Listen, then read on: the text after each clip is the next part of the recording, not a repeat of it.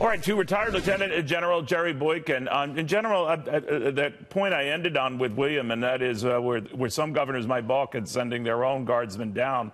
What are the rules on that, sir? Well, I think that you're going to see a lot of people trying to cross the border in California is what it sounds like to me, given that Governor Brown does not seem to be cooperative on this. Look, the rules are the National Guard on a day-to-day basis works for the governor of the state. It's only when they're federalized under Title X that they actually work for the commander-in-chief. So these operations will be conducted under the authority of the governors. The governors will have control. And as William said, this has happened before. There have been call-ups of the Guard on the border previously. Yeah. And in fact, I think that the governor of Texas actually called him up on his own authority when they had these trainloads of young children coming to the borders of Texas. You know, General, I'm wondering, the latest impetus of this, we're told, was this so-called caravan that was moving from Honduras through Mexico, where a lot of Mexican security authorities and the rest were just getting out of their way, letting them proceed forward. Then we're told that around midway up through, they were stopped, divided, some sent back. I don't know what the real score is, but had this caravan issue not developed, would we still be sending troops at this time? What do you think? No, I don't think that caravan was the single issue that prompted the president to make this decision. Look, he did not get the funding for the wall that he's asked for. He is being the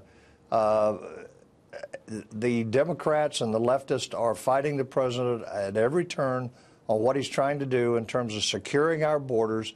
And I think the president said, okay, I know how I can do it, and that's what you're seeing unfold right now. You know, if they stay there, then there is the issue about how we pay for that over an extended time. The president seems to be attaching it to the wall, and there's growing frustration that while they got $1.6 billion in funding to start or continue what they're doing on the wall, it won't be nearly enough. Where do you see this going? Well, I think you're going to see a continual struggle between the president and the Democrats in Congress. The president campaigned on, I'm going to build a wall. And that was, if there was a single issue, that was the issue that everybody understood where he stood on. And I think that there's going to be a continual battle over this wall. But let me say this, Neil, and maybe this will prove that I'm a prophet. He's going to get the wall. He's going to get the wall in the end. And just watch.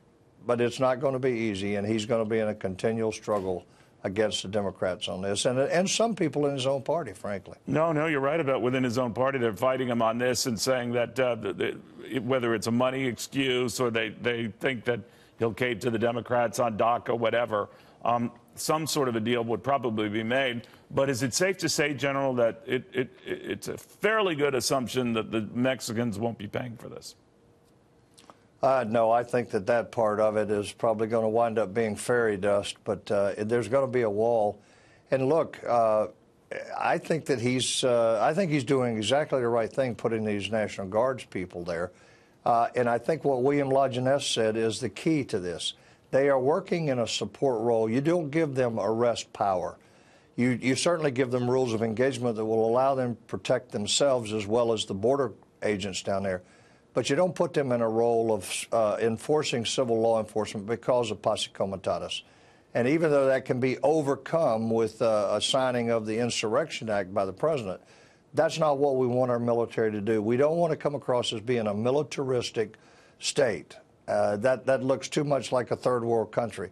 But I think that the role they'll be cast in providing logistics, helicopters, transportation, medevac, communications, and surveillance and reconnaissance is a good role for them, and I think they'll do it well. And I think that they will have a significant positive impact on what's coming across the border there, to include druggies and terrorists. You know, General, I always enjoy having you on. You're a straight shooter, and agree or disagree, you answer every single question, which is an odd trait, my friend. Thank you very, very much.